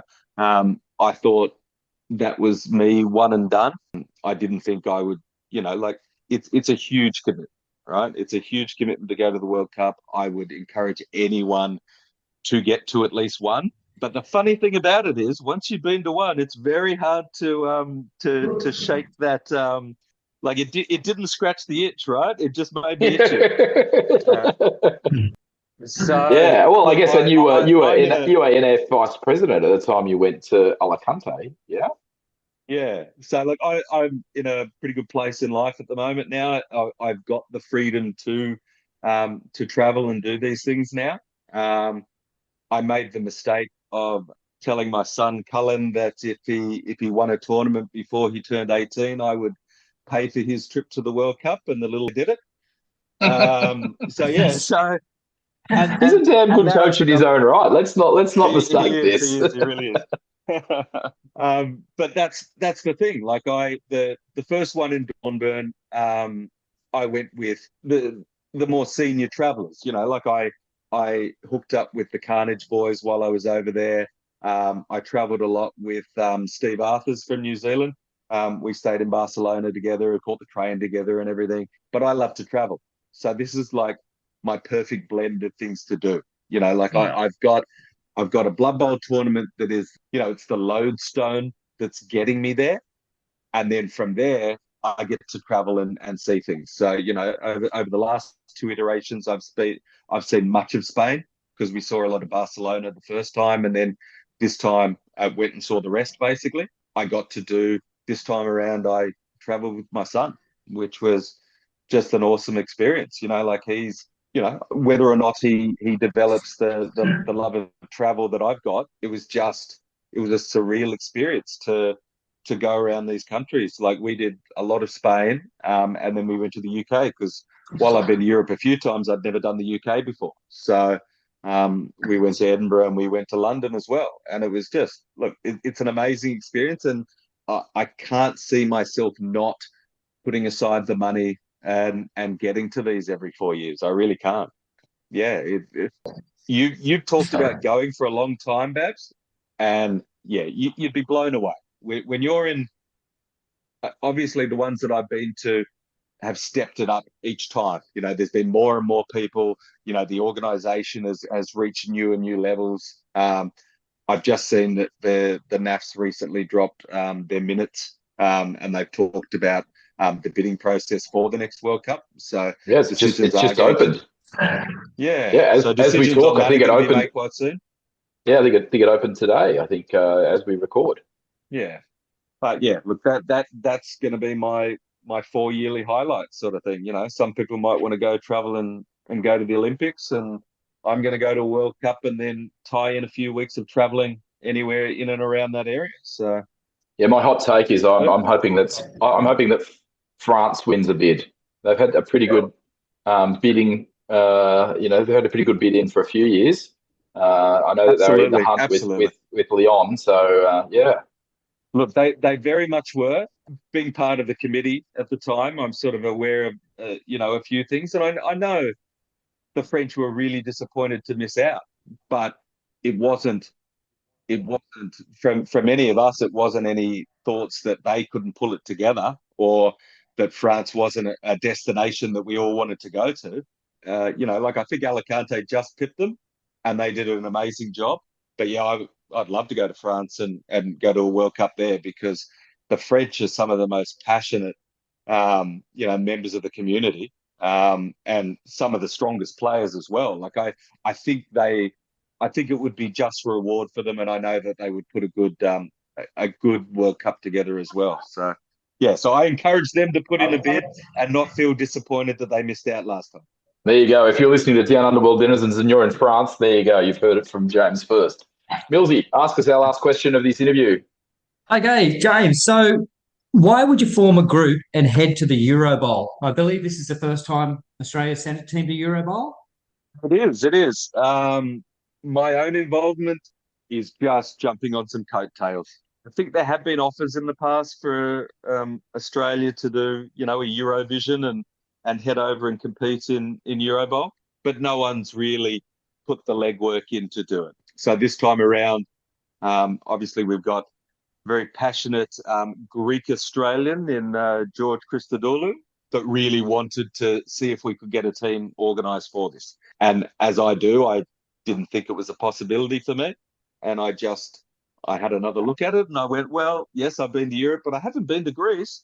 So, you know, it was the perfect little storm for me that it happened to be in a location that I wanted to go to. And I thought, bugger it, I will just make it work again. So this is what Blood Bowl does to mad people like me. It doesn't take much for you to find an excuse, and it doesn't take much for you to to scrape your pennies together to do these things. So yeah, I'm heading over for 3 weeks with my partner. We'll do the Greek Isles for a few weeks, and then see Athens and play the Euros, and hopefully acquit ourselves quite well. So yeah, that's my hope. Yeah, we'll be cheering you on from here, won't we, Millsy? We certainly will. So speaking of going to destinations you'd like to go to, when are we going to see you in Queensland next? The last time was for the Oz Bowl. Yes, true. But, when are you going to come up and do one of our tournaments? Mate, I saw that in the show notes. Look, it is what it is. I love Queensland, but let's not sugarcoat things. I don't travel except for established tournaments, right? And as much as Queensland is going gangbusters now, you haven't had that foothold in place. Like you guys went from having, the biggest Blood Bowl league in Australia in Babel to just an atrocious tournament scene, right? I had friends that would travel to your tournaments and there'd be 6 people there and they wouldn't work, right? Yeah. And Devils was starting to build up that brand name with Cane Toad. So that was on my radar to go to, and then it dropped off.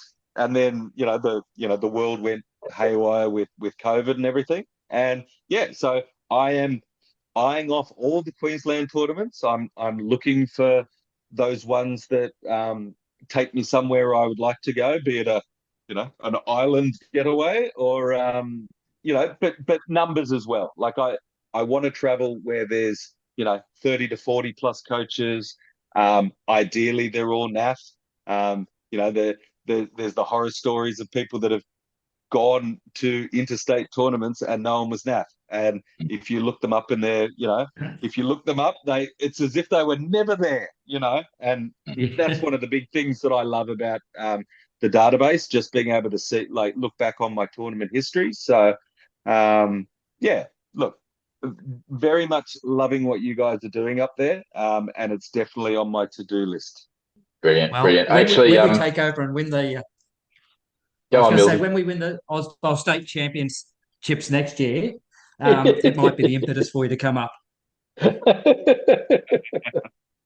Well, I can tell you, look, down in Big V, I was very impressed by the quality of some of your up-and-comers from Queensland. Is it Kiltane? Very solid coach. I met my maker against him at Big V. So, look, I think for the first time, Queensland could put together a scary team rather than just being spoilers. Yeah. Hey, look, we just want to really thank you for your time. James, anything else you'd like to say to our listeners before you go? Oh, look, not really. As I said, I touched on it a bit when I spoke about the Big V. Just do everything you can to support the people in your community that put their hand up to run tournaments for you and to try and contribute to the community. The scene can't run without these people. We can always use more TOs. So if you're enjoying the game, go along to any tournament that you can reach, and I think you'll have a fabulous time. As I said, Tournament Blood Bowl is a different beast to leagues, and I think they both got their place. But Tournament Blood Bowl is ignited a passion in me that sort of that really keeps me going. I love having this hobby, and I love being part of this community. Yeah, just to perpetuate this vicious rumor of me having a man crush on you, James, I want to say that Ausbol State Champions 2024 will be my first international tournament. So I'll be following in your footsteps. I'll be heading over there, and I do want to make sure that at that event, if it's okay with you, I'd love to catch up with you and just pick your brains, because I don't want Tournament of Champions up here in Queensland to in any way impede Ausbol team championships, and I think it may have done so. And so I want to make sure that we're in a distinctive space. So I do want to pick your brains about that if you're okay with that. Yeah, absolutely. Yeah, all right. Well, thank you so much for being on Down Underworld Denizens episode 3. Thank you so much for all you do for Blood Bowl, both officially through the NAF and, of course, running Eucalyptus Bowl and everything in between. All right, thanks very much. Absolute pleasure, mate.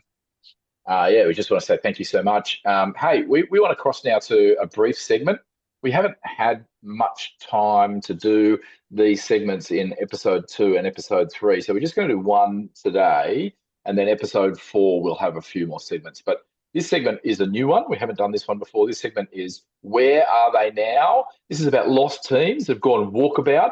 They're in whoop whoop somewhere. They've done the Harold, as I call it, or Millsy says, done the Harold Holt, which is a very Australianism. It actually refers to a previous Prime Minister of Australia who went for a swim one day, and I think the rumour goes got picked up by a Russian submarine. That's the rumour I've heard. Oh, it's either Russian or Chinese, yeah? I thought he was abducted by the CIA, but that's a whole different argument. Either way, he went for a swim while he was Prime Minister and vanished. And so when people say they're going to do the Harold Holt, it doesn't necessarily just mean they're not using Cockney slang or rhyming slang to do the bolt. It means they're going to vanish. I say I'm going to do the Harold. It means I'm going to vanish. I'm going to disappear. It's an Australianism. I don't know why we turn such a tragic event into a fun saying, but there we are. So this segment, done the Harold Holt. We're talking about a team that's done the Harold Holt. We want to talk about it. And one of the reasons we really want to talk about a team that has kind of vanished from the law or is maybe shrouded in mystery in the law is because a lot of us have been a bit surprised by the Gnomes. They've come from seemingly nowhere. But when we actually drilled into the Gnomes, when we actually had a little bit of look, it turns out they weren't so much of a surprise. When you actually looked, they were specifically mentioned in first edition Blood Bowl. They had a picture even of one of the Gnomes in a little segment in the Blood Bowl rulebook. There are Did You Knows, little fun facts to make reading the rulebook a little bit more interesting. And both in first edition and second edition, there is this Did You Know about a Gnome team called the Short Stuff Scurriers. And so it made us think, actually, hang on a moment, which other teams are mentioned in Did You Knows? It's actually a fascinating insight that there's a whole bunch of teams that sprung into being during that third to fifth edition of Blood Bowl around 1994 to 2005-ish. There's a bunch of teams that weren't really in the law until now, and we just have kind of just rolled with it. Likewise, there are teams that were pretty serious in the law and never have officially come back. And so I wanted to spend some time just actually looking at what other teams, might there be in the law hidden away there that you never know. Games Workshop may bring one of them back. So, Wilts, tell us what team are we going to look at today? Today's team that we're focusing on is the Southstorm Squids.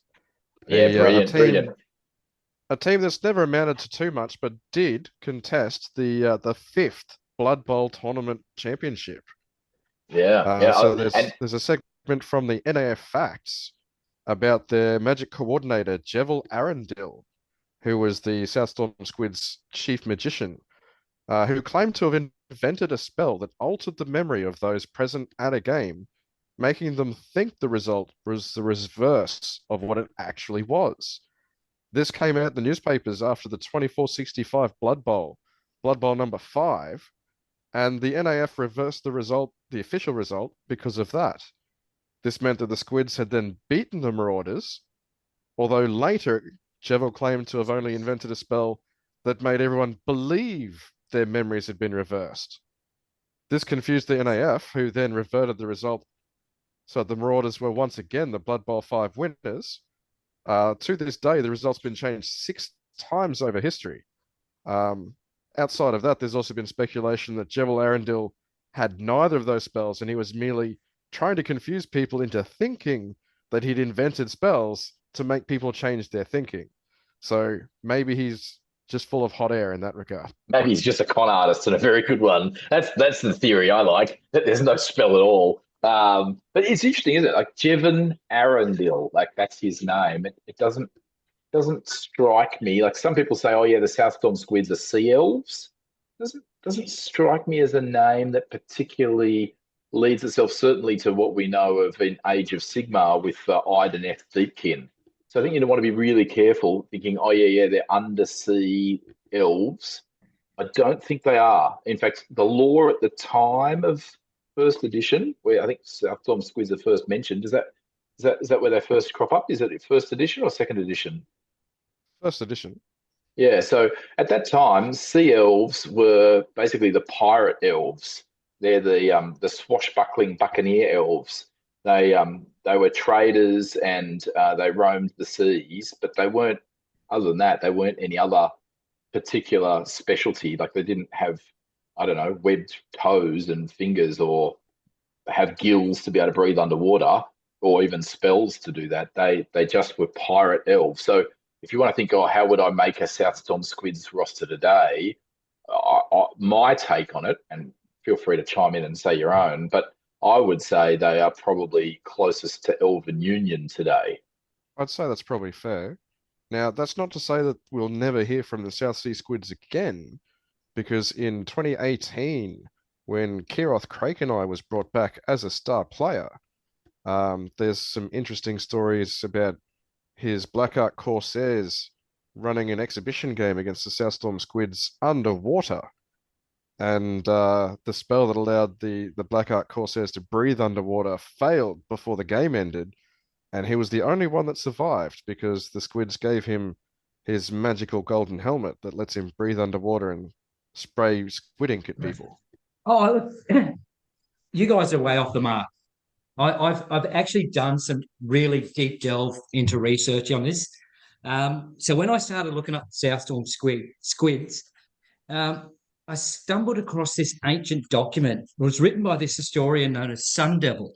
Now, I had to do a bit of research, and Sun Devil, as it turns out, is actually Chance Kirchhoff from Three Die Block. And he'd actually written this document back in 2012, or in the Old World timeline, would be 2512. So, and it led me to do some further research. And here's what I discovered. Some of this I had to piece together from ancient manuscripts, and some of this I had to put together myself. So it's actually not the Southstorm Squids. It's the Southstorm Squigs with a G. They were a goblin team from southern Lustria, and they were renowned for their leaping game. As the team's goblins often rode their pets' cave squigs onto the pitch. Now, sadly, this was a time before squig handlers were a thing, and after just 3 seasons, the team was disbanded as the entire population of goblins was depleted.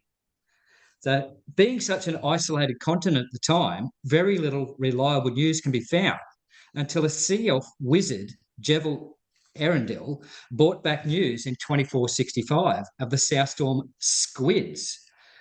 While many have been confused with Jevil's memory-altering spells, speculation is rife as to which story is real, and which is just an altered memory.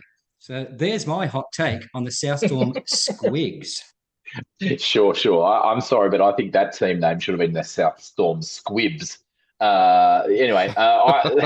Interestingly, there is one other official reference we have to the Southstorm Squids, that they had a game against a team. I think it might have been a Chaos Renegade team with Rumblegut Rockbelly. Wilt, do you want to fill us in about that game? Rumblegut Rockbelly. There's not much known about which team he was playing for, but he was playing against the Southstorm Squids. And he set the record for most teammates eaten in one match. He ate his entire squad, the coach, all of the cheerleaders, the team mascot, 120 of their own fans, and most of the south stand of the Squids arena. Yeah, and I think there's a bit of an illusion there that maybe Rumblegut Rockbelly just didn't like seafood, and that's why he didn't eat the Southstorm Squids. So there is a bit of an illusion about maybe they do taste like calamari. Maybe there is a bit of aquatic elf in them, but it's a mystery. I think the Blood Bowl lore is perhaps deliberately, or maybe not so deliberately, obscure. What race are the Southstorm Squids? I know that there's lots of other fan-based information out there about the team. Some teams say, yeah, they're definitely elves that live underwater. Others say that they're the piratical elves. It's a bit not clear. But what's your take? If you're listening, under the sea? A pineapple under the sea. Yeah, that's it. And their team kit involves square pants. But if you want to know more about what Southstorm Squids are like, why don't you write to us? Why don't you tell us what they are? And just a hot take, if you want to do some research for this segment coming up in a future episode, the next time we delve into which team is currently in Whoop Whoop, we're going to look at the Kashago Werebears. So there you go, coming up next episode. We need to move along. And Millsy has let us know there's a couple of people we really want to give a big shout out to who've been listening to our podcast and communicated with us. Alrighty. So first up is a guy called Brett Peebles. He reached out to our Facebook page because we mentioned we do sevens, and he does a charity sevens event. So he's got a charity seven event called Why So Serious number 3. It's coming up on the 26th of October in Geelong in Victoria, Australia. It's $25 dues, and all of the money that's raised from that goes to Beyond Blue, which is a mental health support foundation. So just wanted to give a shout out. So if you wanted to look that up on Facebook, it's the Why So Serious 3 event. Yeah. And if you're in what Victoria a great at the time, cause. What a great cause. Yeah. Look, I just want to say I'm hugely passionate about how Blood Bowl can actually be of assistance in that mental health space for men. So yeah, Beyond Blue, great cause. So if you're anywhere even remotely near Geelong, get down there, have a great time playing sevens, and support that cause. Brilliant cause. Yeah. Now we've also got a couple of other listeners have written into us. Coyote Joe over in the United States has written in, and he's loved our introduction segment about how we have our skill names on the back of our shirts, and he wants to introduce that into his league over there. He said, "Look, I'm telling everyone that I got the information from Down Underworld Denizens, so feel free to go ahead and do that." He's also asked this to see if we can hook him up with one of our Beach Party Rumble pitches. So we'll get in touch with Coyote Joe and see what we can do. Hopefully the postage isn't too astronomical to get it over to him. Yeah, it is. Look, it isn't going to be cheap, but if there's a bulk order, sure. Like he's in Indiana. If you're in the US and you want to get one of these pitches, they're going like hotcake because he's not the only one who's requested a pitch. Who's our other person who's requested one is somebody who's been listening in. I know that he collects Blood Bowl miniatures because he haunts the same Facebook groups that I do, hunting down a collection.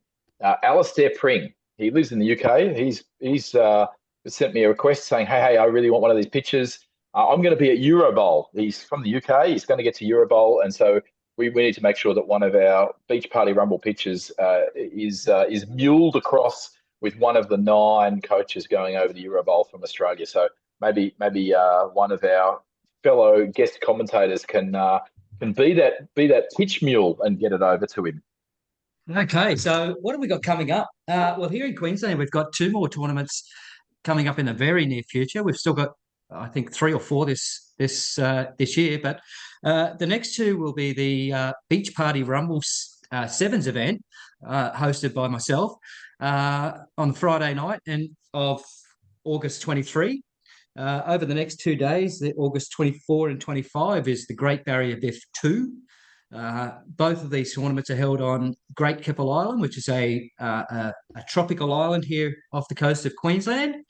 And looking at this stage, we have 32 attendees confirmed. So we're always hoping for more or looking for more. Beach Party Rumble is going to be Australia's very first beach bowl event. Sorry. So it'll be the first one. So if you win that, you get to say that you're the best beach bowl player in Australia.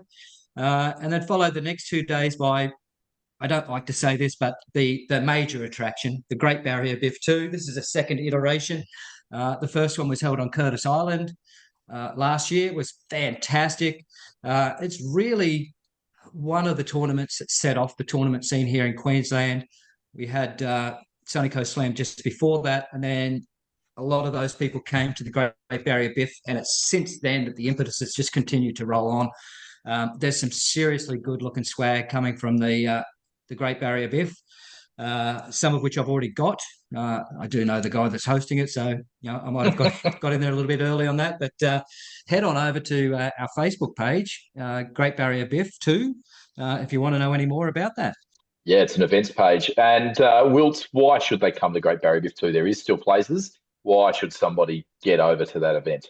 Sun, sand, and lots of laughs. There's going to be plenty of good times to be had by everybody. We've got some of the best beaches in the world here in sunny Queensland, and particularly here in the tropics, just off the coast of Yeppoon, at Great Keppel Island. It's a world-class, well, I'm not going to say it's a world-class resort, but it's a world-class resort location. And it's going to be an absolute whale of a time.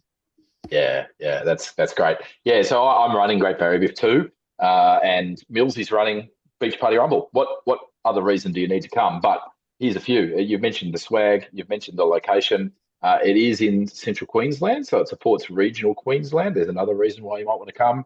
It's an amazing opportunity to get over 5 games. No star players at either event. So if you're a bit jaded about how stars have broken the game, well, here's 2 tournaments you can get to where they won't feature at all. So yeah, we've got a few places left at that event, and it's a one-stop shop.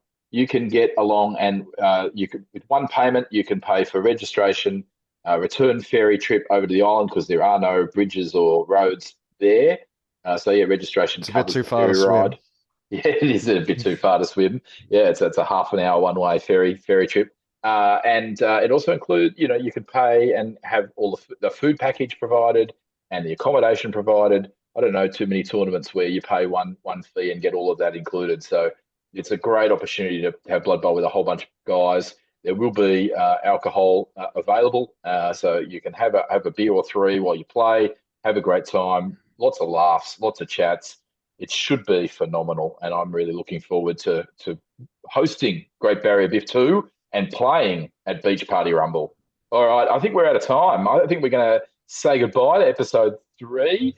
Episode 4, we will have another guest commentator, but we will have more of our regular segments. So if you want to hear about one of our segments so far, you want to hear another iteration, let us know on the Facebook page or downunderworlddenizens@gmail.com. But for now, it's out for me. Babs saying, you always knew I wasn't good looking, but now I'm fully leaning into hypnotic gaze. Okay.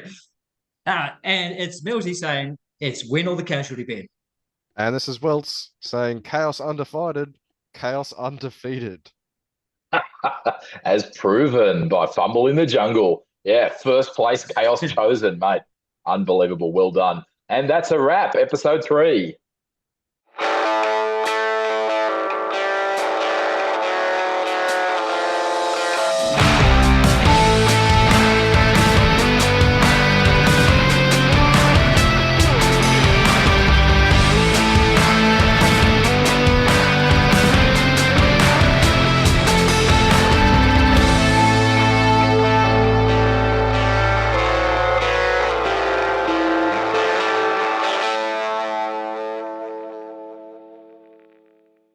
Down Underworld Denizens discusses games, workshops, games and products such as Blood Bowl, Gutter Bowl, Dungeon Bowl and Crunch. We also discuss other fantasy football board games and concepts from other companies such as Dread Ball, Guild Ball, Grind, Elf Ball, Myth and Goal, Blitz Bowl, Chaos Ball, Monsters of the Midway and Feud Ball.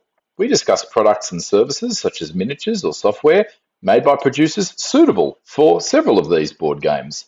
Games Workshop terms and conditions in point 2.1 state they grant the user the non-exclusive right to use their authorised intellectual property for broadcasting and other media-related activities such as commentary and opinion pieces, blogs and other similar informational and descriptive purposes. Down Underworld Denizens respects and honours these terms. That's brilliant. I got that. I got that. There's always got to be a that's brilliant. I got it. That's brilliant. There's always at got to the be a end. that's brilliant at the end. So what did you think of my take on the Southstorm Squigs? Did you like my squids? I had a suspicion.